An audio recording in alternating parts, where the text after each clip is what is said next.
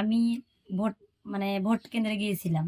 যায়া ধানের শীষের আমি ভোট চাইছি, ওয়ার্কারে গিয়েছিলাম।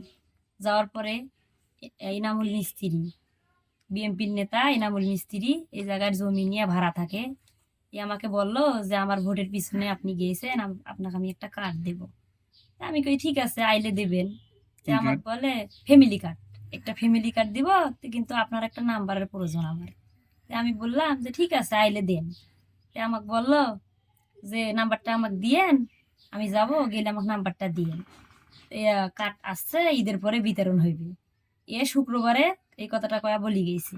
শনিবারের দিনে আবার আসছে আমার বাড়িতে কার্ডটা, নাম্বারটা নেওয়ার জন্য, যে ঈদের পরে যে কার্ডটা বিতরণ হবে, কার্ডটা আসছে, শুধু তোমার নাম্বারটা দাও। আমি আবার বললাম যে আমি তো নাম্বার বের করতে পারি না, একটা নাম্বার সেভ করা আছে, এই নাম্বারটা নেন। এই কথা আমি বললাম।